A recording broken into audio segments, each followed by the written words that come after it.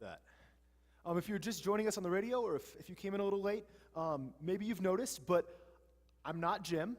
My name is actually Bill, and I'm the new associate pastor here, and I'm very glad to be here. This is my first real sermon, so if anything goes wrong, I apologize in advance. But I got a little nervous thinking about the first sermon this week, and so I started trying to figure out exactly how it is that pastors do their first sermon, and like what's the proper etiquette for a first sermon. So I started talking to some friends who were pastors and asking them what they did, and I started looking online on what people were saying and like reading some of my books on like how you should start out your first sermon, right? And I found that there's kind of two schools of thought or two camps on how a first sermon should go. And one goes like this. It says that you should work like 10 times as hard, that you should like get up really early and like find some good examples, that you should stay up late and like craft those into a concise message, that you should have this great theological framework that's really complex, and that you should teach people tons, right? And then there's the other side, which I think is a somewhat newer notion. It basically says you should show up kind of on time and kind of make it up as you go so that the bar's really low, so that there's only one place to go, and that's up, right? So at the end of this talk, I'm sure you'll have some idea of what at least your opinion of which one I went for is. Hopefully it's the first. But I want to let you know that I think I found a way to do both, right? So I did all the work, but we're probably still going to have a lot of room for improvement, right? So I apologize for that in advance. But as I was thinking about this sermon, I was preparing for it, and last week my wife Melissa and I were actually watching TV, and we don't watch a lot of TV, but we were this week, and this commercial comes on for an SUV. And they took a kind of unique slant on advertising their product, advertising their car. Instead of talking about the car's speed or its gas mileage or its safety features or anything else, they opened up on this scene of a young boy sitting in the back seat and his parents in the front. And the young boy asked the dad that question that I'm sure all the parents here just love hearing. Hey, Daddy, where do babies come from? To which the dad freaks out a little bit but recovers pretty well. And he comes up with this long, really imaginative answer, and it involves like space travel and other planets, and it's kind of cool. It's kind of a little hard to believe, but it's kind of cool. And so the young boy hears that and goes, "Oh, well, at school, my friend told me," and then he proceeds to unpack what he's been told. To which the dad freaks out, and his eyes get big like he'd seen a deer in the road, and he barks an order at the car. In the car, it turns out if you talk to it, it can play music or songs or anything else. So the dad has the car play the young boy's favorite song. And so what I left with from that commercial is that if you buy this car for the low price of like $26,000, you can avoid awkward conversations, right? Which is fantastic. I'm looking forward to getting one of those for when Melissa starts asking me why I haven't done my chores around home too. But I say that because it struck me that the advertisers for this particular commercial realized that we will go to some pretty intense lengths to avoid awkward conversations. Now, I don't think they thought that was the absolute best aspect of this car, but I think they tapped into something. They realize that there's something in us that there are some conversations that we don't like to have. There's some conversations that we're uncomfortable with, and we'll do just about anything to get out of. And just a disclaimer, I'm not going to answer that particular question of the young boys today in service. If you need to know that, Pastor Jim will be back next week. Ask him during Joys and Concerns time. He's probably listening on the radio. I just got fired.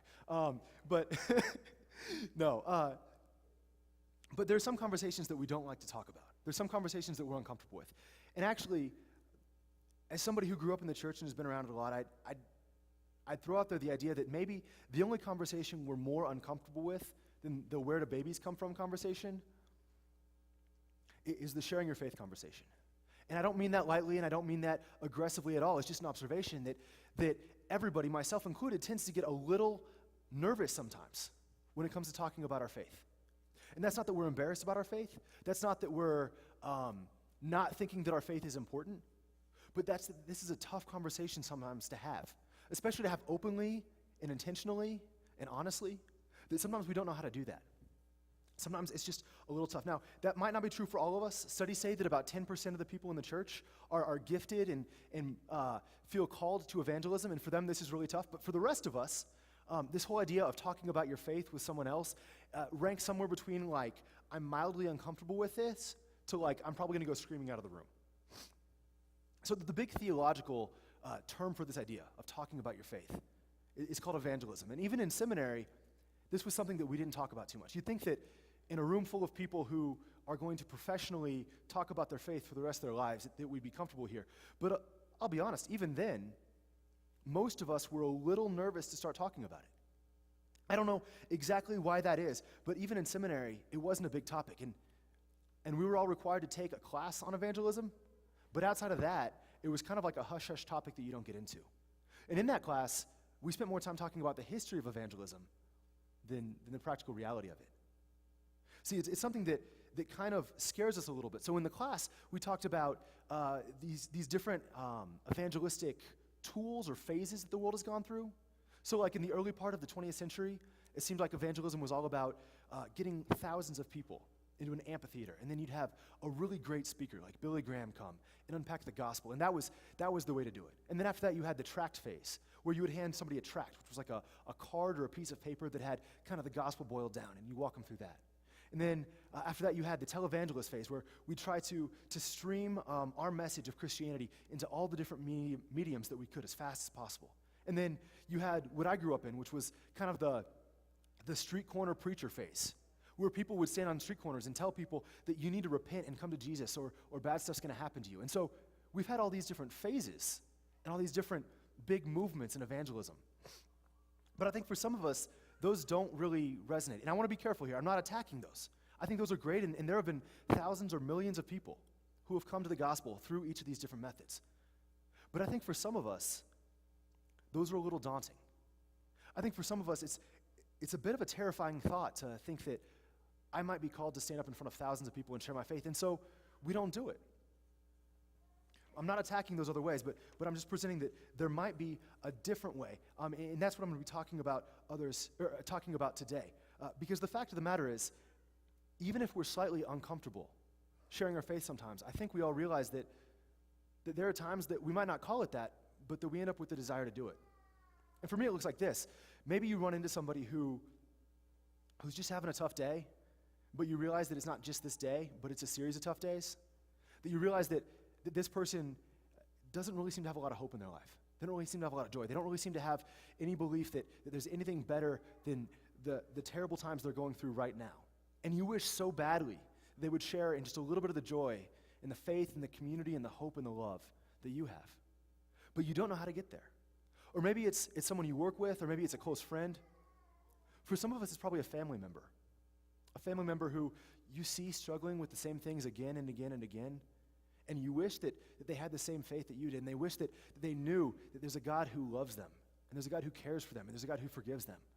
But you're not quite sure how to get there, and maybe the examples you've seen aren't really helpful, and the examples of how we should share our faith don't really seem to apply to you or seem to be comfortable to you, and so you don't know how to get there.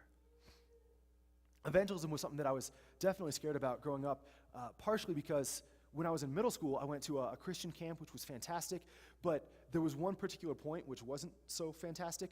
I was a little middle school kid, and I was really kind of small and skinny and scrawny, and I was short, and I had a bunch of acne, and my voice was anywhere from like 3 octaves higher than it is right now to like 7, and it could fluctuate in like half a second.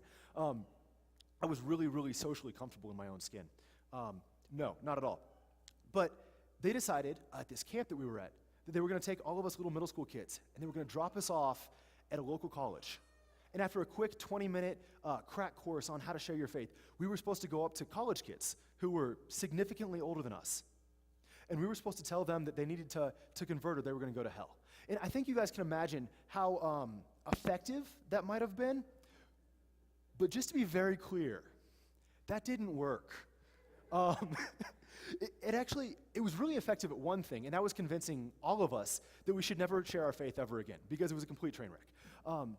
And so that was kind of funny, but at the same time, it really kind of tampered my faith, or my belief on evangelism. My faith was still something that was important to me, but it was something that I didn't share, because I had locked in my mind this vision that that's the way you do evangelism, that's the way you share your faith, and I was never going to do that again. I never wanted to go back into the point where I'm telling a college kid they need to convert to Jesus, and they're telling me that I need to get lost or they're going to hurt me. That was not fun. And so I spent a long time where I loved God, but I kept that inside. It actually took until relatively later in life, I was listening to a sermon, and then I was reading some stuff out of the book of Matthew. And there's this story of the call of Matthew. Matthew, who's one of the pillars of our